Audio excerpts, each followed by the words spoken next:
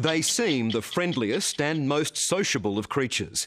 At least that's the impression you get when you watch killer whales swimming in wildlife documentaries or performing at marine parks. But don't be fooled. These are wild animals, predators at the very top of the food chain. They are, as their name implies, killers. None more so than Tilikum, an orca at Florida's SeaWorld. He's killed 3 times. 2 of his victims were his trainers. Tilikum's tragic story makes you wonder what we're doing confining these majestic and clearly very dangerous creatures in concrete tanks.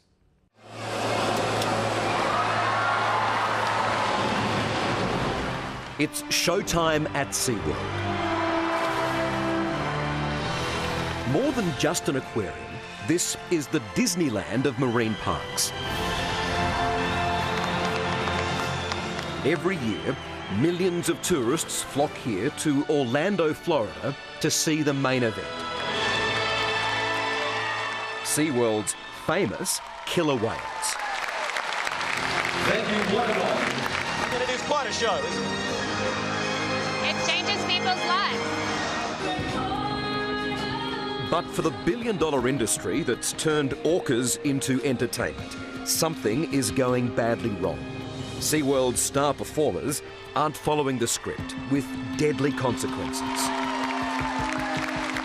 They're caged natural killers, and they've been put into a totally unnatural environment, and they're asked to perform silly tricks over and over and over and over for their entire life. They end up beating the hell out of a trainer or killing them.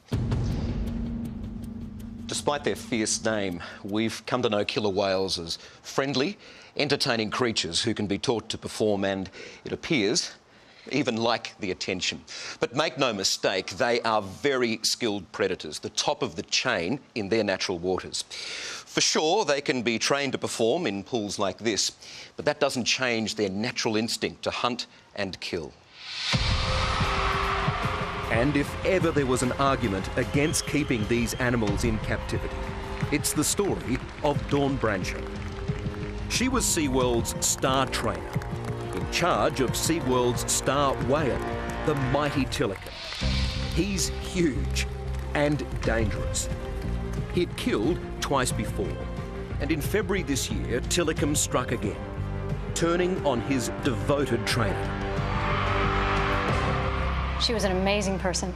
She was one of our most experienced trainers, and she was a phenomenal trainer. She was, no one will argue, one of the best performers we've ever seen. Kelly Flaherty Clark isn't just the chief animal curator at this park. She was also Dawn's best friend here. We experienced a huge loss. The animal training industry did. Our killer whale family did. Clearly emotional for you, it's hard. It's still tough, yeah. Dawn Brancheau knew exactly what she was dealing with. Killer whales are the wolves of the world's oceans, who skillfully target and play with their prey.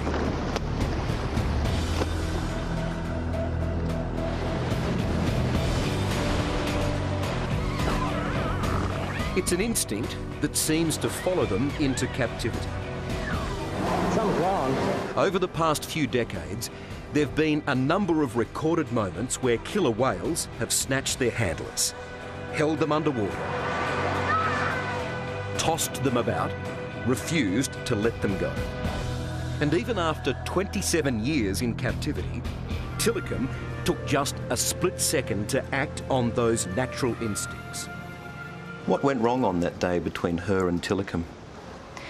You know, everything was going right between her and Tilikum. Oh, good shot, Dawn. A tourist recorded the final minutes of Dawn Brancheau's life.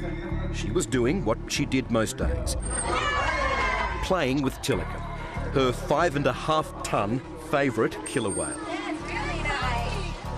But as Dawn bends down close, near Tilikum's mouth, he grabs her. At some point in that interaction, her ponytail made its way either near his mouth or actually in his mouth. And she entered the water with him. What happened next was simply horrific. Knowing Tilikum, I've lost sleep over thinking about what Dawn went through. Marine scientist Dr. John Jett is a former SeaWorld trainer who worked with Dawn and Tilikum. Once Tilikum decided that Dawn was going in the water with him, Dawn had no chance. And Tilikum did let her go at one point, where she was able to surface and get a breath of air. You know, she was described as having this terrified look, please help me look on her face, and Tilikum then grabbed her, took her back down, and then it got worse after that. He was determined to kill her. It's quite evident that Tilikum was determined to keep her. Tilikum kept Dawn underwater for a full 40 minutes before he was marshalled into a holding pen. At that point, he still had Dawn in his mouth. They had to use sticks and broom handles to pry his mouth open to retrieve her body. And they had to pry his mouth open to go back in and retrieve her arm. It was SeaWorld's worst nightmare, but it shouldn't have come as any surprise. Trainers weren't allowed in the water with Tilikum because he had a deadly history. In 1991, he killed 20-year-old trainer Kelty Byrne at a Canadian marine park after she slipped and fell in the pool. Then, in 1999, a young homeless man named Daniel Jukes was found dead in Tilikum's Orlando pool after trying to swim with him. With Dawn Brancheau, something was going on with Tilikum, and he pulled her into the tank, and then he shook her and broke her apart. So there was something different. It wasn't playing. Marine biologist Dr. Naomi Rose from the American Humane Society has studied Tilikum's behaviour over many years and believes the attack on Dawn shows his killer instincts at work. He pulled her into the tank on purpose. He shook her on purpose. He wouldn't let her get out of the tank on purpose. And personally, I think he didn't mean to kill her, but he was angry or upset or disturbed about something, and he took it out on her, and she died. Are you saying he attacked deliberately? I don't know what happened that day. I'm not sure Tilikum knows what happened that day, but somebody's dead because of all this ignorance, and that's what bothers me, that we're willing to live with this amount of ignorance about a very large, very dangerous animal in a tank with a bunch of people, and we think that's entertainment. How many of you are wondering why I'm not on stage talking to you right now? What is known, but still unexplained, is that the main show was cancelled just before Dawn's death. I'd say 99.9% of the time, our shows go exactly the way we want them to. Two female killer whales, Kayla and Kalina, were acting aggressively and refused to perform. That's where everybody's attention should be focused, is what was going on earlier in the day, earlier in the show, that resulted in that cancellation. To keep the crowd entertained, Dawn began playing with Tilikum in a back pool, and as she finished, lay down next to him on a shallow ledge. But was that a dangerous thing for her to do? Was that against SeaWorld's protocol? Now we're still reviewing that, and you're asking me to speak to something that, until we understand completely. But something failed on that day, didn't it? I don't have my friend anymore. Something went wrong. Did the procedures here go wrong, or did she go wrong? I don't know how to answer that. I don't really know how to answer that. I was there. You're asking me to expound upon something that is a tragedy, and you're asking me to make judgments on some things that we'll never know. But it appears SeaWorld did know exactly what Dawn was doing. As these photos show, she'd done it many times before. Tilikum was known to be dangerous, though, wasn't he? He'd been involved in 2 deaths prior to Dawn's. Yeah, you know, people have been bringing those up, and here's Well, rightly the bottom so. line. Well, rightly so, and I understand that. Well, that's his He has natural never instinct, gave isn't us- it? No, you know, the behavior that he was showing us was not hunting behavior, was not aggressive behavior, was not killing behavior. What was it then? To play with I Dawn? can't tell you what he was doing, and I don't think anybody can. Unless they can analyze these sounds that you're hearing behind me and tell me what they're saying, they have no idea. That's where I'd like to leave that. Out in the wild, in the waters of British Columbia in Canada, you get a very different view of these magnificent killer whales. Here, they live and hunt in well-established pods, the way nature intended. And with John Jett on board, it doesn't take long to find them. There he is right there. Look at that. Oh, wow. Fantastic. How about that? That is terrific. Golly. That's a killer whale in the wild. That's a killer whale in the wild. You know, once you see something like that, it'd be hard to go to an aquarium to see them in a captive environment, no doubt about it. Oh, nice. Look at that. The pod we're following has 25 family members, and at this time every year, they cruise the shoreline in search of salmon. Right here. There we have a big one right there. See the fin? Wow, look at that. Outstanding. That is just amazing. And today is a rare sighting. Coming right The towards us. matriarch of the pod is leading the search for fish, and she's a grand old lady who, believe it or not, is 99 years old. She's 99. The oldest orca that we are aware of out in this area. So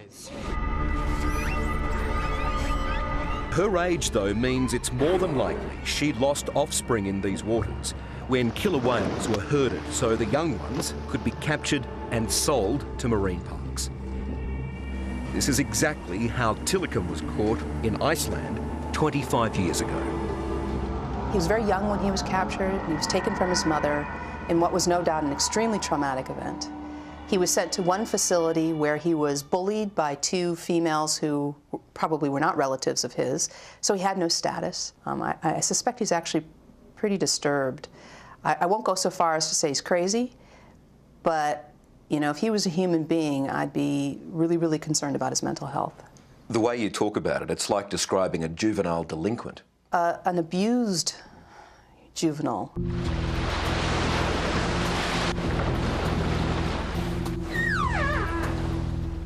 They're the top predator in the ocean. They eat sharks, they eat whales, they eat dolphins. Around here they eat king salmon, so they eat what they want, when they want. But you know, it is interesting, given how long mankind has lived in close proximity with killer whales, there's never been any documented cases of them attacking, certainly not killing any humans. Unfortunately, we don't see that in captive environments, where to date 4 people have been killed by whales. It seems SeaWorld isn't sure what to do with its infamous star attraction. Tilikum now languishes out of public view in a small pool at the back of the complex. Trainers aren't allowed to touch him, and the most contact he has is being hosed from 2 metres away. For all intents and purposes, he's in confinement, isn't he? He's in solitary confinement, yeah. He is, in fact, the loneliest whale in the world. This is not normal for killer whales. They're supposed to have companions. They live with their family for their whole life. This whale is messed up. But out front, the show goes on. It has to, because this is a business worth $2.5 billion, built around killer whales performing every single day of the year, sometimes several shows a day. So when you hear the criticism that killer whales equals killer profits, what do you say? I'm bothered by that a great deal. I'm bothered by that. Yeah, I would say it's profitable for the world and for the environment and for them. This species doesn't belong in captivity. They are inherently unsuited to being confined in concrete tanks. So what I'm asking them to do is to phase them out. Stop breeding them, that's the first thing you have to do. Stop producing more of them, and let the ones that are currently on display live out their lives, die in due course, and not be replaced.